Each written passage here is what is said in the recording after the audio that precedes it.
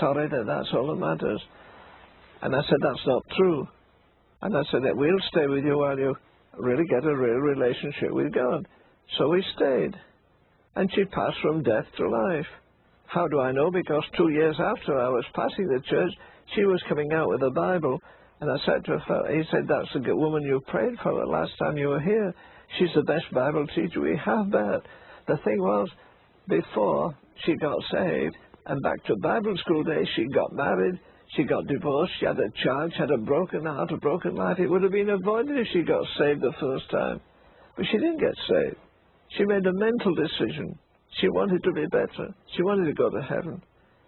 But how many people really want to know? I mean, isn't the essence of Christianity Christ in you, the hope of glory? There's no other religion in the world where a man's God comes and lives inside of him. And we made it appear as though if you get saved, of course, you're going to give up all your joys, you give up these crazy habits, you don't go to movies, you don't go to ball games, Christ is all you want. But on the other hand, what about peace that passes all understanding? What about a home eternal in the heavens? What about the eternal aspect? We don't present that.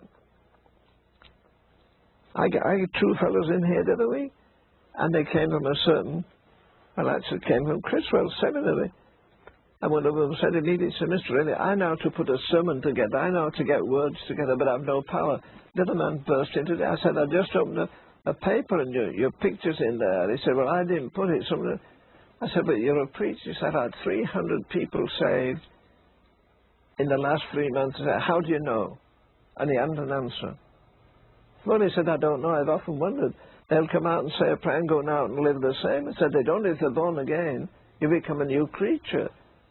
If any man, anywhere, at any time, be in Christ. And there's no better example of that than Dave Wilkerson with all the people he covers, unless, I don't know if you know Jackie Pullinger. You know Jackie?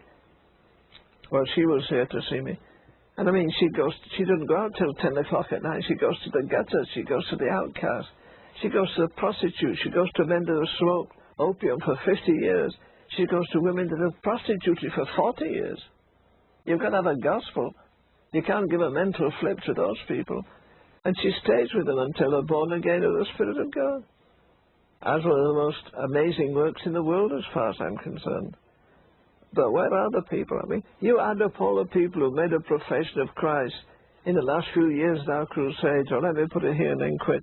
I had a veteran missionary from South America, and he said, before I came out, Brother Ravenhill, I was talking to a veteran missionary, and he said, brother, if you add up all the crusades in South America and all the people, everybody in South America has been saved 5 times in the last 15 years. Well, isn't it the same in this country? Or we talk about how many people came to the meeting, how many people came forward. Why aren't the churches increasing? I had a lawyer call me from one of the greatest churches in the country. He said, Mr. Ravenhill, at least 1,000 people walk down the aisle in our church every year. And after 3 years of doing that, he said the church is still the same size. We still have the same seating capacity. The prayer meetings haven't grown. There's no evidence except that these people come forward every Sunday. Why haven't they? As I said to you earlier, dear brother, the darkness of this day is the gift of the church to the world. The street meetings have gone. Dear God, we've all kinds of ministries around here, but Tyler goes to hell. How many churches do you have in mega churches in Dallas? I guess you can't find one street. I spent 50 years of my life in street meetings. Every Saturday night I went out at 9:30 till midnight and after. Every night, whether it was snowing or raining or what, we went out to the same place and people came out of taverns and out of movie houses at 10 o'clock and stayed an hour and 2 hours in the cold. No air-conditioned buildings. No nice, no attractive singers. Just testament. I call one man said this man was in jail. This man used to run around with women. This man has a prison record. This man over there used to beat his wife and the transport. This girl was a prostitute and put them out, living flesh and blood. Nobody could argue.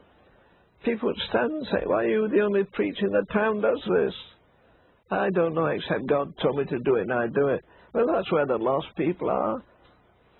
A man would be an idiot to buy $100 fishing gear and fish in his bathtub. And that's all we do in church. We're fishing with the same people every week. and people are dying without God. I'm glad, dear brother, I was raised in a church where we had I know the preachers often boring. I devoured the Methodist hymn book 80 years ago, and I can recite still dozens and dozens of hymns.